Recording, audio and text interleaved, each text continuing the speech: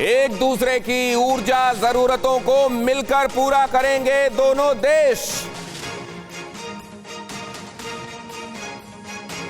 France सर्दियों तक Germany को और अधिक गैस देगा।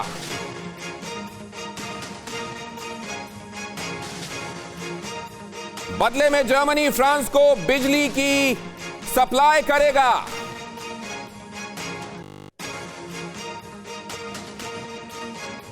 धीरे धीरे लग्जरी और आराम की आदी होती जिंदगी। आप जानते हैं कि ह्यूमन लाइफ की क्वालिटी को बेहतर माना जाता है। यार्डस्टिक्स इसके लिए जो बने हुए हैं उसमें यूरोप को ऊपर माना जाता है, लेकिन यह भी आप ध्यान रखिए कि आराम तलब और आराम पसंद होती जिंदगी में ये जो लग्जरी का जो फैक्टर है उसमें इतने मायोपिक हो जाते हैं हम, इतने शॉर्ट साइटेड हो जाते हैं कि आने वाले दिनों में क्या खतरा हमारा इंतजार कर रहा है वो हम भूल जाते हैं। हमको एसी और रेफ्रिजरेटर इतने जरूरी लगने लगते हैं कि आने वाले दिनों में हमारी पीढ़ियां बचेंगी कि या नहीं, इसकी चिंता हम करना भूल जाते हैं। प्रोफेसर डिमरी जी, आपने अभी फ्रांस जर्मनी की बात की, ऊर्जा बिजली उसकी बात कही। मैं आपको बता दूं कि ये जो अभी ड्राउट हुआ है 2/3 इन यूरोप में, इससे 20% ऊर्जा बिजली कम हो गई क्योंकि न्यूक्लियर रिएक्टर को पानी कम करने के लिए नदियों से पानी को रोक दिया गया। तो 20% जो अब लग्जरी भी नहीं कर पाएंगे आप, जो आप कह रहे हैं लग्जरी के लिए, धीरे धीरे आप लग्जरी भी नहीं कर पाएंगे क्योंकि आपके पास लग्जरी के सोर्स खत्म होते जा रहे हैं।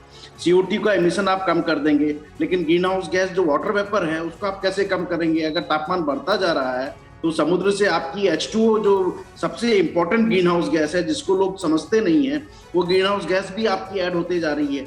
और जहां तक आप ग्लोबल वार्मिंग की दिशा दर्शन की बात करते हैं, वैज्ञानिकों ने बहुत पहले ही इस चीज को चेता दिया है कि कितनी वार्मिंग हो रही है, 2100 में कितनी होगी।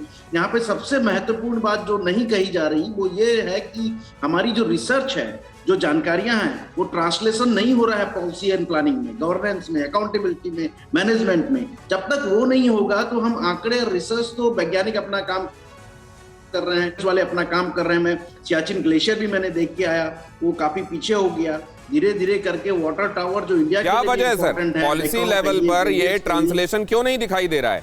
हम अपनी तबाही को लेकर आगाह क्यों नहीं है सर? हाँ, वो ट्रांसलेशन रिसर्च नहीं हो रही। वो ट्रांसलेशन रिसर्च जब तक मंत्रालयों में नहीं जाएगी, जो इफेक्टिव डिसीजन मेकर्स के पास नहीं जाएगी, या उसको इस तथ्य को उस तरह से नहीं रखा जाएगा, तो ये आंकड़े ही रह जाएंगे। बहुत बड़ी बात कह रहे हैं सर, कंट्रीज के लेवल पर क्या ये पॉलिसी के लेवल पर चीजें जा रही हैं? और दूसरी बात यह है कि क्या ये धरती ये समझने के लिए तैयार है कि जो ईश्वर ने बनाया था वो रेखाएं खींचकर नक्शा बनाकर इस धरती को नहीं बनाया था, इसमें अलग अलग मुल्क नहीं बनाए थे, हमको बनाया था इंसान, हमने बना लिए हैं इस तरीके से ये अलग अलग हिस्से, और हम ये मानने को तैयार नहीं है कि हमारे यहां से निकला हुआ एमिशन पड़ोसी को प्रभावित करेगा और पड़ोसी के यहां से निकला हुआ एमिशन हमको प्रभावित करेगा। ये धरती एक है। प्रोफेसर डिमरी का हिलता हुआ सिर ये बताता है कि कितना गंभीर मुद्दा है।